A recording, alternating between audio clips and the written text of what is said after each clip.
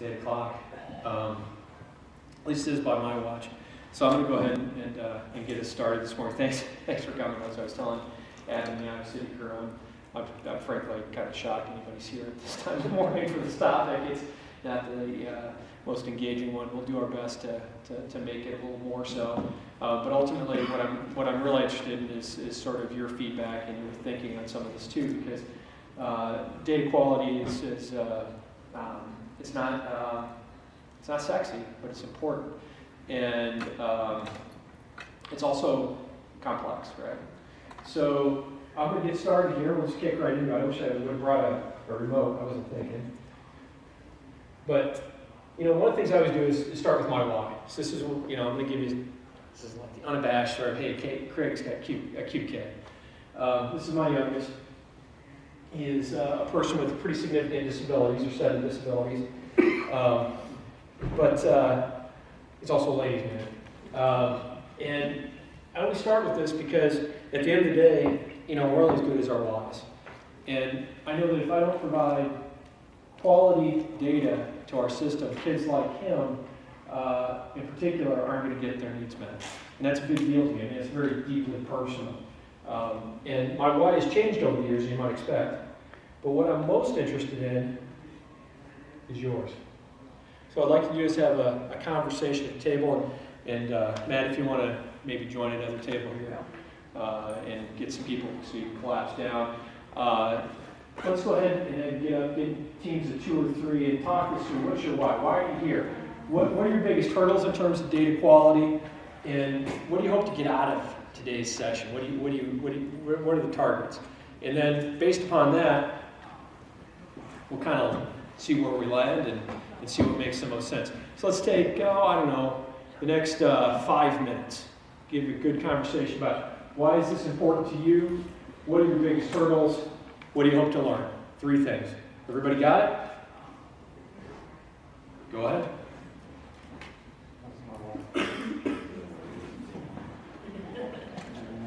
How are you? Good morning. Definitely. Just let Monday back some more last day. I think I understand. I know. It's funny. Just lost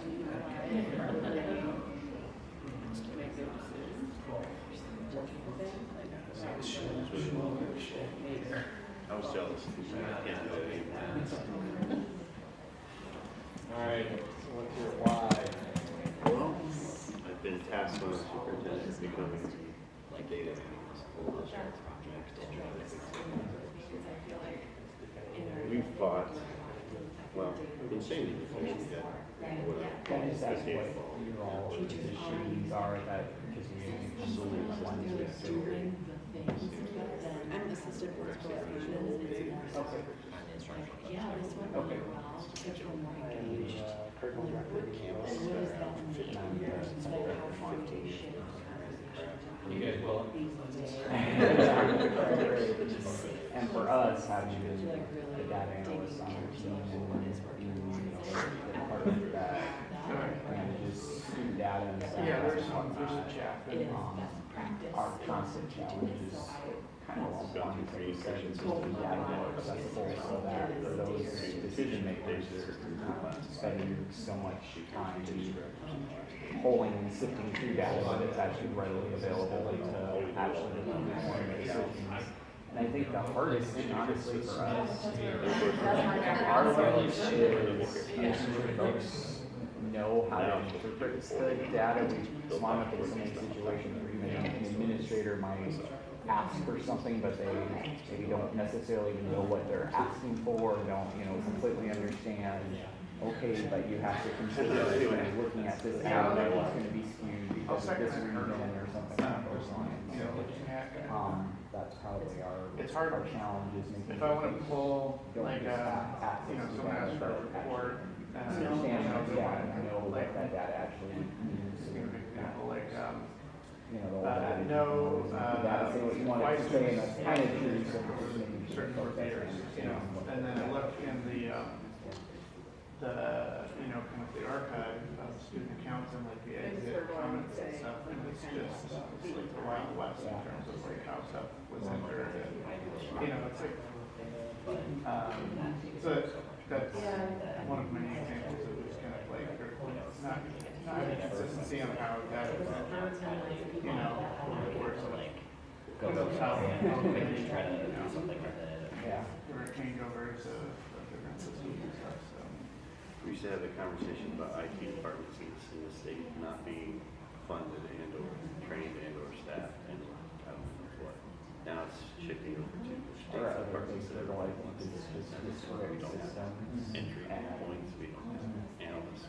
like we're about campus district, also dual district, Any of that stuff. and just making You're never folks gonna build that understand in that schools. data is only It's not as good as what stuff. we can only pull data if you've actually put it in a way that we can actually crunch it together. Nationally where Just mainly there's a lot of that states and or interoperability with other systems and kind of that data quality interoperability at least platform or framework single that web of exists at state level support. data that starts here and then flows through this system and then to this system or to this cloud application or this on-site application. Provides common ground for development of capacity. And in Iowa, Yeah, right. it's Yeah, it's interesting how things evolve and then you're like, why did we set it up this way? Yeah, if we had to do it over again, state we'd be at now, probably would make this. You know, I can help to build on the capacity you develop, but at the same time, you know, we're really starting from nothing because we have a student data person, and that's all we had, and that's all. We'll take about 30 seconds to finish up your conversations at your table, please. So I'm really hoping that the big schools are. Very good.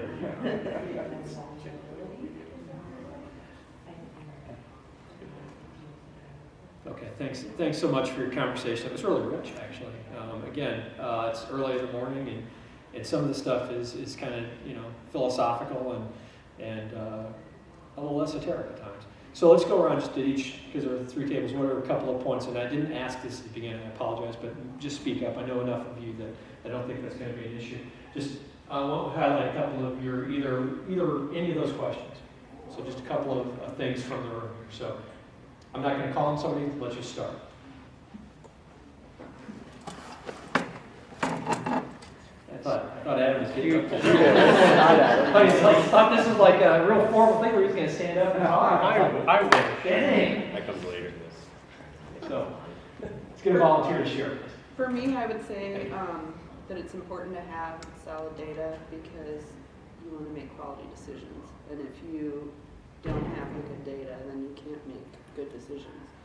And that's a great point. We're gonna get into a little bit of philosophy here in a second, and it's gonna seem, again, kind of, I hope it doesn't seem totally unconnected and esoteric, but it's a way that I framework this thing to start laying it out to explain to people why it's important. And I think that's at the core of one of my big things is you gotta have the right building blocks, right? Somebody else, please. Thank you. Along those lines, we talked about making sure that folks actually understand the data that they're seeking and understand what the data means, because you know the adage that you can make data say whatever you want it to say kind of is true. Yes. I know we've struggled quite a bit with folks asking for data, not necessarily even knowing really what they're asking for or how to interpret it. So it's making it easily accessible, but then also understandable. What's the premise of the research question, right? It's that nature. Yep. And how do we get a research question that's going to lead us to an output that's going to be actionable? Yep. And that's hard work. How about someone from the back? I'd say that like a why is doing what's best for kids, and along with that why and a hurdle would be, I feel like I see, and I mentioned this at our table, like that my school is data rich but information poor, Yeah. because there's all this data, but the teachers are struggling with what to do with it or how to make sense of it, and then how to make meaningful change because of it. That's a great point. We're gonna, as I told you, just one off in our conversation right there. We'll dig into that a little deeper too. Hopefully give you some language to talk about that. I don't know that this is an answer. Unfortunately, this is going to be a lot of the stuff. There aren't easy answers. If there were easy answers to this, we wouldn't be here, right? But hopefully some frameworks or some thought models can help you make some more meaning of that. How about up front here, our Iowa City Norwalk table? Well, we talked about one of the hurdles that we faced is kind of a lot of bad data already in the system that needs to be cleaned up. You know, and you know, stuff like I've run into like the middle name field in Power School being used for housing other things other than someone's actual middle name, you know, because there was no other place to put this other indicator, and it causes problems. Yeah, so we're going to end today with a framework I use that you can borrow from, and I don't know, again, it's the same sort of idea. Hopefully you can make some meaning from it and have some conversations back home and say, well, here's some ways we're thinking about structuring things differently. So we'll try to address that before we leave as well. So excellent. Well, I'm excited about our conversation. These are all the right questions I was hoping to kind of hear, but you never know when you get into the room. Sometimes people want different stuff, and I want to honor that. So first thing I want to dig into is this idea, and it's philosophical, but it's really important in my mind. So there's this understanding between explicit and tacit understandings, okay? So let's really dig into that. This goes into that question from the back of the room. We're data-rich but information poor, all right?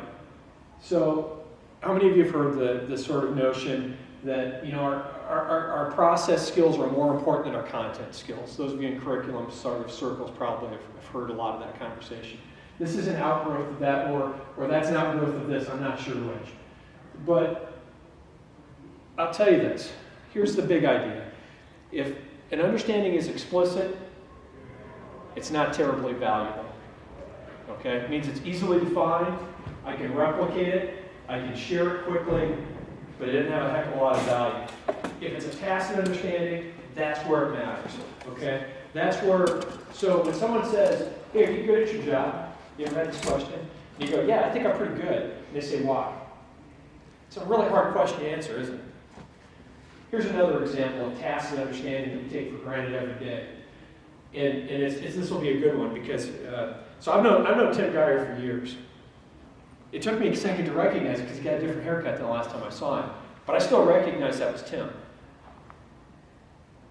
How did I know it was Tim? I could describe him, you know, he's a white guy, he's about 5'8", 5'9", I'm not going to guess your weight, I'm not going to go there, but, you know, but you know what I'm saying, it's really kind of hard to, I could probably give his eye color if I really looked, but that's not how I recognize him. I recognize him because I just do.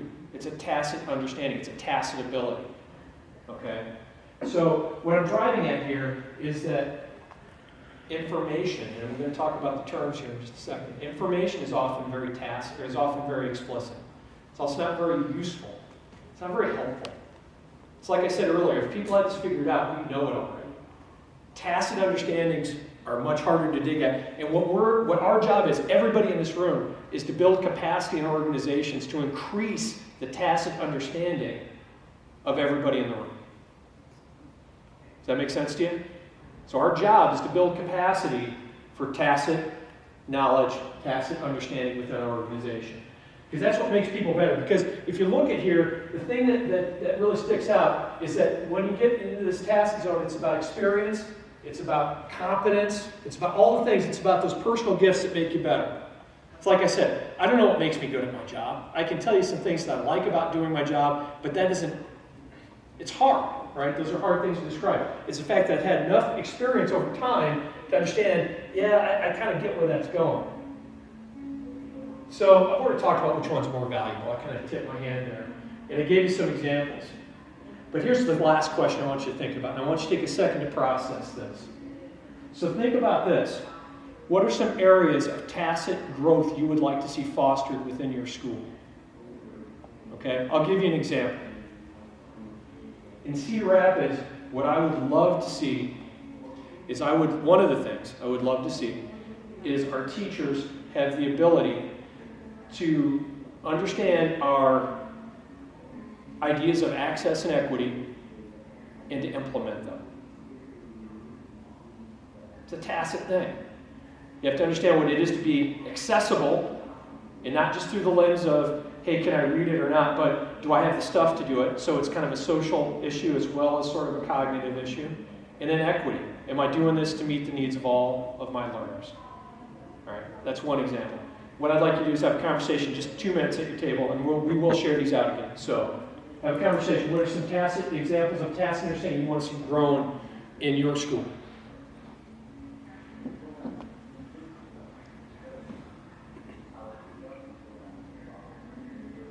There, I got you. I got you. It's early morning. There's that early morning drive I was thinking about. It's okay. Give yourself some think time. If you need a minute or two of think time on that, but I would like a conversation, please. I'd like to see what teachers have plans, techniques, built-in identified gaps for students. Like if they find the student can't polynomials or something, they just know 4 or 5 different things they can pull from and do that they've done in the past to at least understand how to do a job. So that once we try to get to the approach for every student on the path, big focus right now teachers have built-in task structure and all the different diverse districts, I think the great majorities work actually now in minorities or white populations.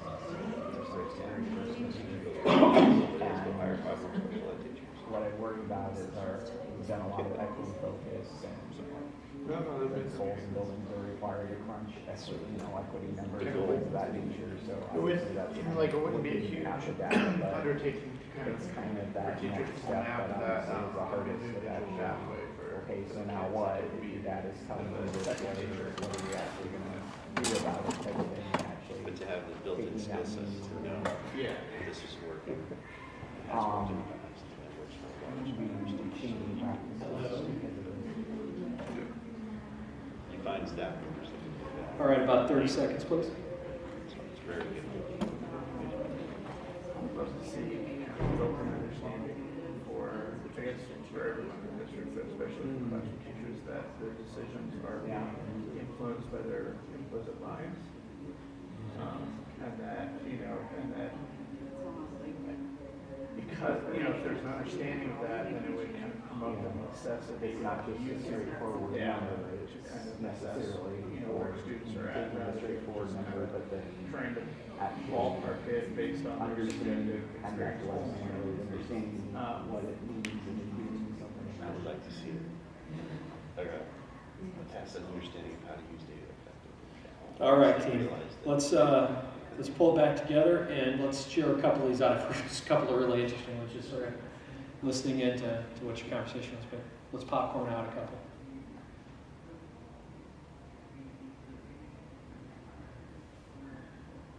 Okay, let's go first. Okay, This well, is called wait time, team. Yeah. This is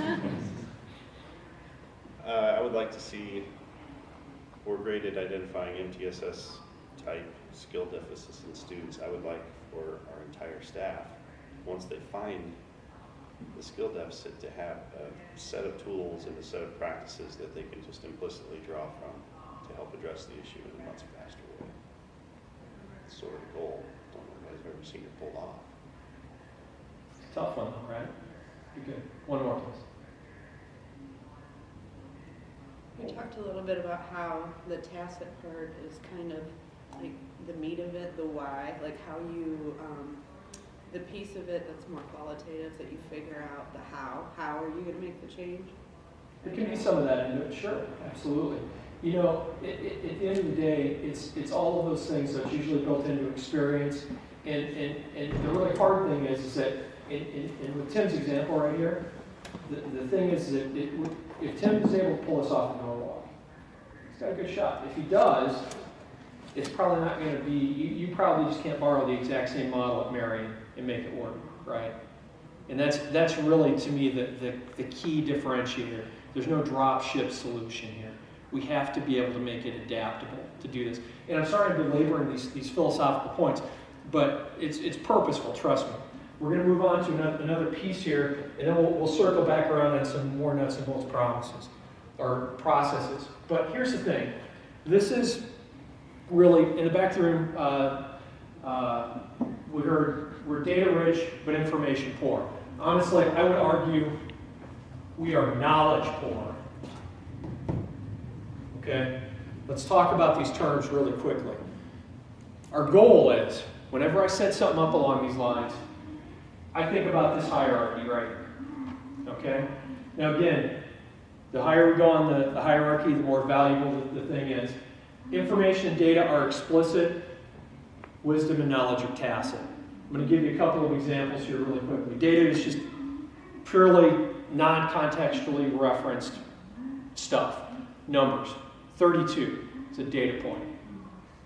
Now if someone says that's my ACT score, that's some information. I've got some context to surround it. Still not terribly valuable. Knowledge is where we take some time to reflect and, if possible, socially process that information. By the way, that's why we spent the first half of this presentation, not even half, first 20 minutes of this presentation, doing a couple of social processing things. Okay? I'm trying to build your knowledge. All right? You have to be intentional about that. By the way, it's really hard to share knowledge. And here's a bit of a paradox for you. If I take something and I replicate it and I say, you know what, this works really well, and I can take some knowledge and I share it between my different buildings, the more explicit I make it, the less valuable it becomes. You get that? It's crazy. So we have to keep this, the whole point of this is that we have to be targeting this zone right here, the reflection and social processing zone. We have to give our folks the opportunity and the space to do that work right there. If we don't do that, we can be rich in both data and information, but we will be poor in all the stuff that matters, the knowledge, and eventually the wisdom. Okay? The wisdom to understand why we're doing is so important. All right? So I just want to drive that point home. I can't say it probably. I'll say it one more time just to be crystal clear. Data and information is great. We got to have it clean. We got to have it solid. We have to have processes in place to get us the good stuff. But until we take time to reflect or socially process it, it doesn't add any value to the institution. None. Yeah, that's an overstatement. It doesn't add much. Okay? And so those are the things that, as I design systems, I think about this all the time. So how are we getting the data and the information clean, and then what opportunities are we giving for people to reflect and to hopefully socially process? Because ultimately, one of the other things with knowledge is you can aim at having shared knowledge spaces. And again, as soon as you share it and you overshare it, it starts losing value. So you have to think about this thing cyclically. So then how do we restart the process? Okay? That's some of the conceptual framework behind a lot of my thinking. But as we get into this, at the end of the day, it's like I said, data is foundational. You know, if we don't have clean data, and I heard this from Austin, you know, said, you know, I mean, if our data is not clean, none of the rest of this matters. It's like building a house on a foundation that is made of sand. It doesn't work. So at the end of the day, data is a big deal. So let's talk a little bit about how we design for that. Here's some of my thinking. I don't know if this is right. I don't know that it is perfect. But when I think about how I'm going to sit down and design data systems, these are the ideas that I come up with. And I try to implement as I put processes together to get us cleaner data and better information. This doesn't address the shared component at all. But again, without that, it doesn't really matter. So we're going to dig into each of these here in just a second. But really, there's four main big ideas here. Centralization, centralize as much as you can. Standardize as much as you can. I think I heard you say that. Make sure whatever it is accessible and mobile so people can get at it. And it's where it needs to be when it needs to be. And then it needs to be maximized, and the process needs to be as transparent as possible. We'll talk about those here more in just a second. Okay.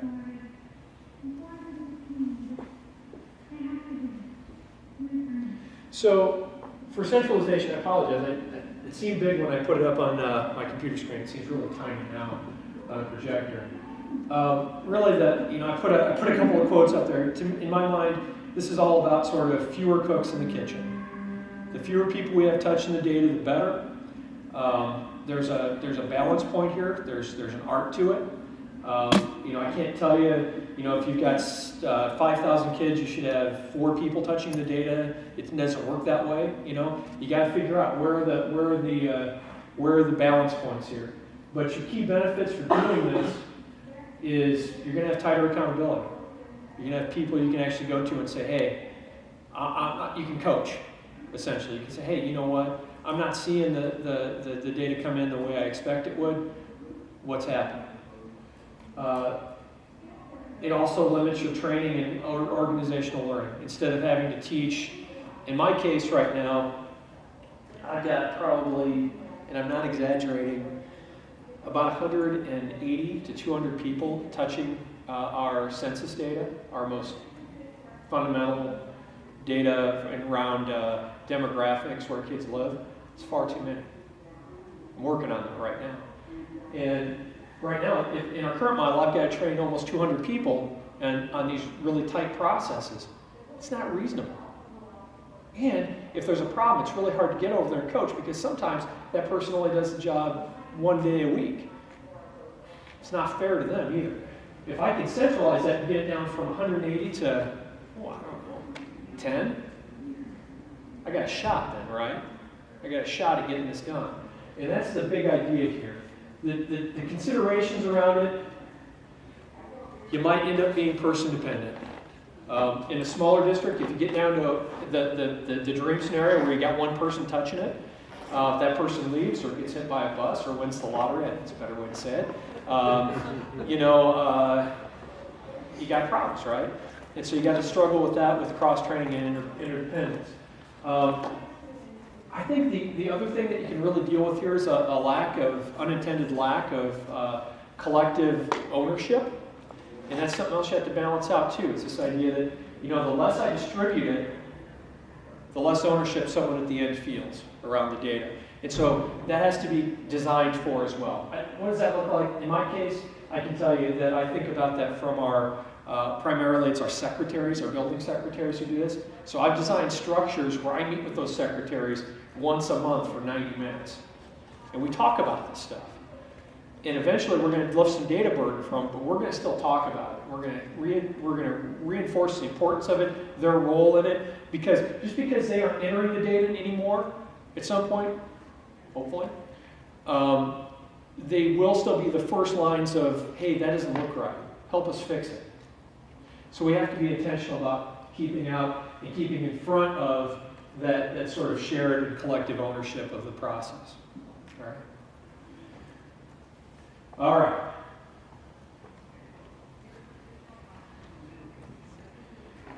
Next up, standardization. Everybody's singing from the same sheet of music. It's that idea that, we got to have some governance rules. And if you go out in the industry, that's the language they're going to use around this. What's your governance?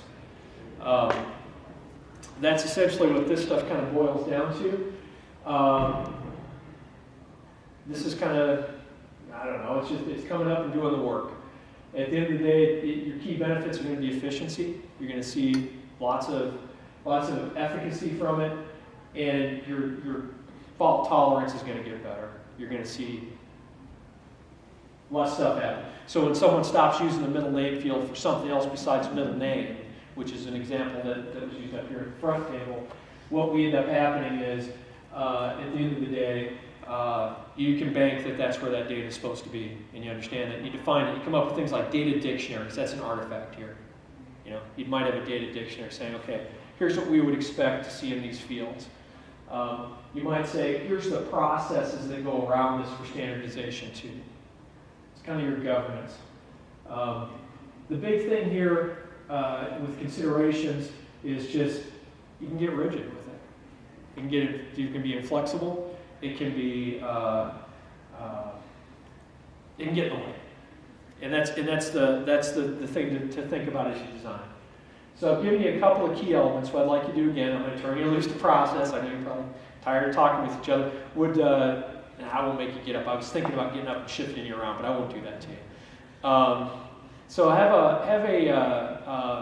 a 3 to 5 minute conversation about the first two elements here.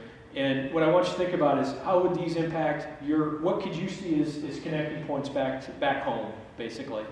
If there are any. Maybe there's none. I don't know.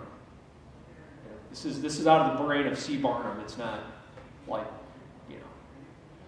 proven stuff. So go ahead and have a conversation at your table, and we'll pull back together in about 2 minutes. An interesting situation is to the centralization concept where on one hand we had things that were centralized that we were not equipped to handle in a centralized manner. So for instance, we had individual at the district office, so we go through and create every single elementary school section for every elementary school teacher, so we're talking hundreds of sections to get them created by one person. So we had some centralization there, but we didn't have the capacity to do that without not like the teacher. And then on the flip side, we've had kind of the same situation Craig described, where we have probably when you figure part-time people and whatnot, similar, 3-digit number of people who are managing student demographic Doing their data. own registrations, having a centralized registrar for This situation but even with that process, there's still so much that each of the building secretaries are still responsible for maintaining their centralized registrar. So the portion that each building does a certain portion. The primary privilege of having all these folks in the kitchen and that's not rotating for long extended, and then if you are doing something and then you get upset at them that the data isn't accurate, we're still struggling with that because we spend so much time on cleanup. And one, I know one of the staff people that I have that maintains our student information system gets pretty frustrated, but on the flip side, part of that probably goes back to our model, which is partially standardized, but we still have some room to grow there. I think the standardization piece is having that accurate foundation, and that's something that we struggle with so much, kind of back to the human thing of data itself being at the foundation of everything that we struggle with, as well as the data itself accurate. I like the fact It's that unfortunate when too often we say no, or maybe not accurate for some of those standardization Starts tomorrow. Yeah, I was even thinking attendance What we're data. looking to do So, is with our partners and teachers. standardization Just simple things like that, it's really good cold and process. like an excuse, like a reason goes Yes. after. Based around what's a common sense. in school to school, it's like sometimes So within the the building. teachers could put the assessment data in. Age is Depending on one your who puts it in. But through our data warehouse into our information tableau, and then come out with And you get right there, so it's not obvious. assistant principal slash It's got some utility to it, so, but that they can have enough so that they must. Can you get them Rest assistants to of do it, it? you go, well, here I can. If I are to qualify for meal services, how are my kids doing? Didn't do well in standard class. This kid's Right? And I want them to try and be conversation around this. You do much better. We don't build a data structure. Again, it's the thing we have no time to train on. Any kind of data. So you get their arms around Some stuff. students didn't even get screened from this screener because their account numbers they could use that. It's just Buildings where here, How long do you pieces have missing. They're kind of all a starts data, there. like officers doesn't have a data analyst? What usually is the foundation. So I didn't talk all about my journey and encourage time and higher. Yes, So I yes. spent the last 4 years Transfer. over dreaming about this stuff. A lot of this framework comes from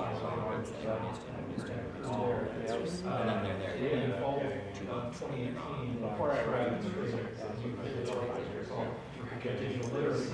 And I never really wanted to consider it. So I was my wife to Not consider everybody it. sees all those But pieces I of did, the I process. think one of the things that was starting to solve it, we're trying to do better. So I took our behavior, so my second year. Syncs up with One of the primary products. still not, there were many, but one of them was much better. One of the things you're And so what I did was right after I arrived. Process doesn't work, and once you get these three things right, That's what another district. we actually struggle with that kind of on the student side, on the HR side, on building HR staff, is hard because you're Information systems, the foundation, IT systems, HR information system, our staff side, staff application, we have a lot of automated processes that come from that, whether it's issuing staff accounts or getting items to campus or SIS, and getting our HR staff to understand what fields they need to get in and changing those processes. If the Department of Ed looks into maybe the most painful especially Yeah. and but the outside guys are taking out a platform. Yep. Yep. Right, and that's the thing, is basically it's like one district. Hopefully you guys are small enough and growing metro, they won't attract attention before you're. Although it sounds like, I wasn't here for it, but it sounds like that kind of forced the district to prioritize kind of revamping some of the methods, which can result in better outcomes for kids. How situations are treated in certain schools. How about how they handle the data set inside the building? So this gets to accessibility and transparency. Campus for us is fairly locked down. It's one of the most restrictive. This data set, this data set, teachers don't have access to that information. So now I have pulling data from campus, things that they don't necessarily want to report to the state. For the broader around it. Sharing it around the community to God only knows who. Because it's accessible. Documents. And the transparency is controlled by them. That's it. Okay, hey team, I apologize. I got caught up in a conversation in the back of the room again. So let's share out a couple ideas. You guys are probably talking about the football game this weekend at this point. Oh gosh, we wouldn't be laughing if we were. No, I wasn't either. Yeah, I was so sick I couldn't go. It was unfortunate. Actually, yeah, I want to go there. So let's hear a couple of insights from each day, or one or two insights. So, if you don't mind, I'll start at the back and I'll just share what we talked about. So at the back of the room, there's an instructional coach. What are your roles back there? Instructional coach, teacher. So we got people at the end of the tree out here, and I was trying to help them understand. And I probably didn't design this very well from this lens, because you never know what you're going to get when you do a presentation like who's going to show up. Or you're going to get, Sean and Adam, or we're going to get instructional coaches or curriculum people, principals. I don't know. And so, but one of the things that we had a conversation about was, okay, so my vision for this in Cedar Rapids is that I want to have our data analysts, we've got two, deliver instructionally actionable data to our teachers. All right? And that means data that is not going to be autopsy data, that data that is going to be actually something where teachers put it into a common system on Tuesday and it's ready for their PLC on Wednesday. All right? In a way that is a high leverage representation where they can actually, adjust their instruction based upon what they're seeing. That's been a dream for a long time. The issue is we can't get there. That's where a lot of places want to start. I don't think you can get there without paying attention to this stuff. And that's what I'm trying to make the connection with. And I want to make that explicit for everybody in the room, is that this seems really philosophical, and if you're a teacher, you don't care about this, honestly, because it's not your day-to-day world, but someone in your district needs to, because if no one's paying attention to this, it's not probably going to get done, right?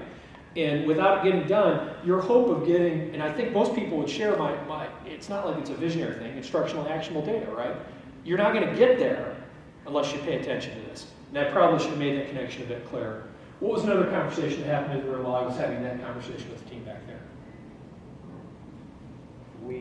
We talked similarly that the foundation and standardization is a problem seemingly everywhere, and I think a lot of us have made steps to make that a little better. I know in our district we've tried to centralize some processes, but that it's still not a good situation to be in when you have to question whether this data is actually, the foundation, the data itself is actually accurate. Back to your too many cooks in the kitchen, just because folks maybe are spending just a couple of hours a week and then they get blamed for not doing some process correctly, when that's not really their fault. So there was that piece of it, and then the documentation piece of it being important as well, so that it's actually not just someone knows how things have been done, but it's actually written down and documented. Yeah, that the institution knows how it was done. Exactly. Right? And, it's interesting. I'll share a couple things. One of the things that I didn't share at the outset, and I apologize, is that, I think I introduced myself as Craig Barnum, but I'm the Executive Director of Digital Literacy for Cedar Rapids. I'm brand new to the position. I've only been there 14, 16 months, started in the summer of 2018. Left a job that I was very comfortable at for 20 years and felt really good about to take a job late in my career that was very, I wouldn't say it's risky, but it's a new career. And the reason why I did it largely was because we had the opportunity to do this kind of work.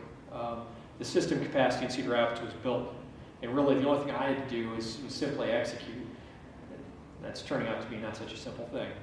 But at the end of the day, that's what got me excited about this. But the reason why I'm kind of sharing that little bit of insight with you is that I think that, as we go forward, most places don't design with that sort of end in mind. And the other piece of that is, and this is really the connector, is that up till, I'd say from about 2001 till I would say right now, I've been a passionate advocate for a single student system in the state of Iowa. In fact, I worked hard with various Department of Education leaders to try to get that done over the past 20 years. I will tell you, I'm not as excited about it after having led a student information change in Cedar Rapids. Because one of the things I always said is that I would go with whatever the state decided we should do.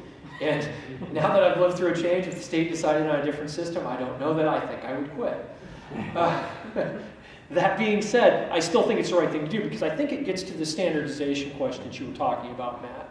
And this has been a point that I've had for a long time, and that's been my strongest argument toward it, is that this happens in every other industry in the world. I cannot for the life of me figure out, it makes no sense, why we aren't all on the same student system in the state of Iowa. But here's the thing. It's short term.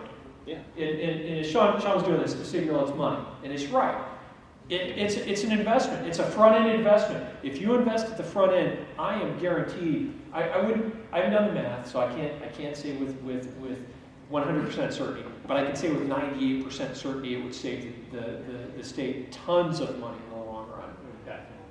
It would definitely save money. Districts as well. And districts as well.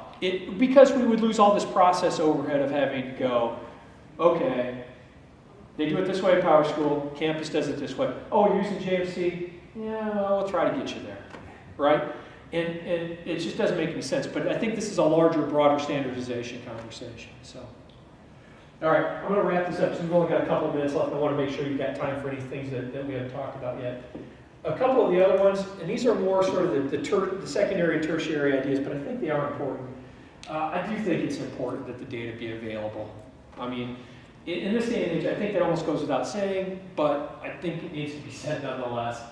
And if it's not available to the people when it needs to be, where it needs to be, then you lose the opportunity for systemic improvement around that data. People don't see it. And I'm thinking here, and I would put this back to our teachers at the back of the room, at the end of the day, as the people who view the data, you need to have access to it when you need it. And that might be at 12, 11 o'clock on a Thursday night. You have that brainstorm, right?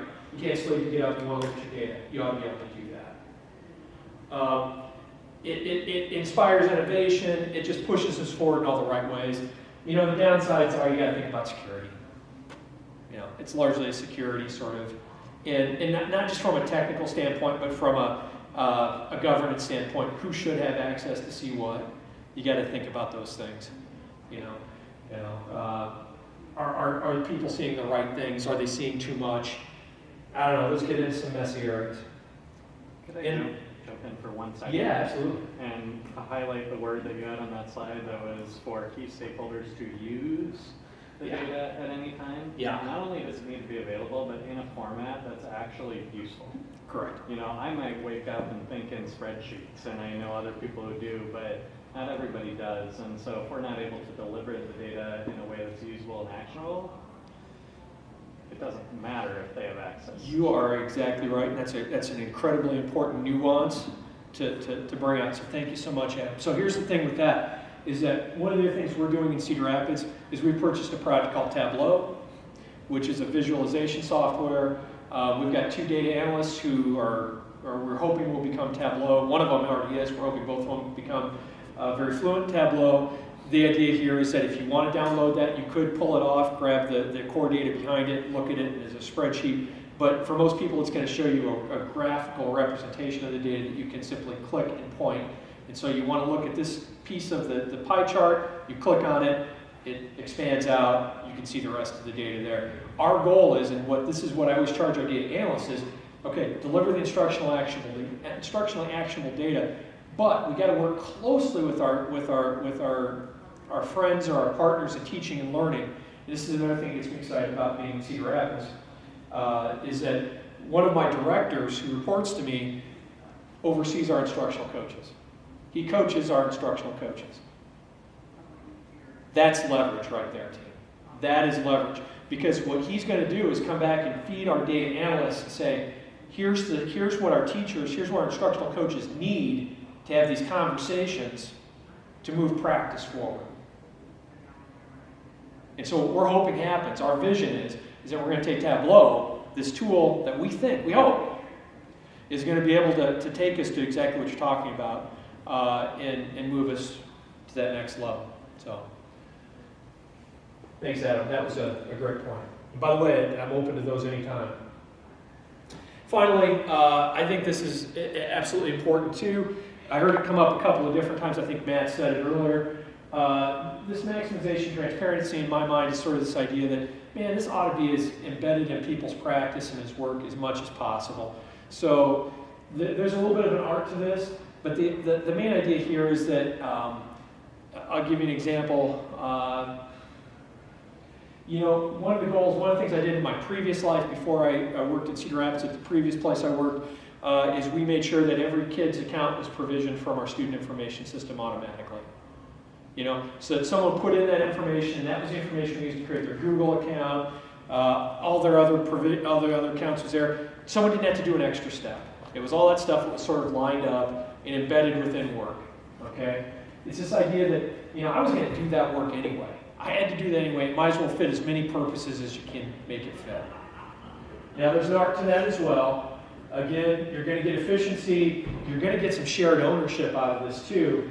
The downside is, and this is, boy, oh boy, am I living with this in Cedar Rapids right now, is the complexity there's a complexity cost-benefit ratio in there somewhere. And I can't tell you what it is, but I can tell you we've crossed over it a couple points where we've gone out and we've made things that interact and integrate with other products.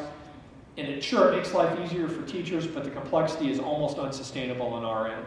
And so I always call it a bridge too far. It's an old movie, but it's the idea, it's a World War II analogy. It's the idea that we try to do one too many things. And the complexity makes it so that when there's a problem, it becomes almost impossible to troubleshoot quickly. And the efficiency sort of gets bogged down by the fact that, man, sure, it does this, but when it breaks, it takes us 4 weeks to figure out what's wrong with it, right? And so you got to balance that. There's the art there. But the idea here is that try to embed it in people's work. Try to make it the same work they're doing anyway, as much as you can. And that seems like common sense, and it is, but it probably bears to be said. Last thing I'm going to do, and then we're going to turn you loose because we are out of time, is I'm going to skip by the entry points, but I would say, these are things that I always focus on first. Would be census demographic data, SRI program data, assessment data, and identity management. These are the places where I'm starting right out of the gate with Cedar Rapids, trying to get my processes around those things with this framework. And because I'm an old English teacher, I got to quote Twain. And this is something that I said earlier about what Adam said. This is what Twain said about the writing process, but it's true for every bit of work we do here too. And what he basically says here is this, and I'll paraphrase. The difference, when you're writing, the difference between the right word and the almost right word is the difference between a lightning bug and a lightning bolt. Nuances matter. The small stuff matters disproportionately.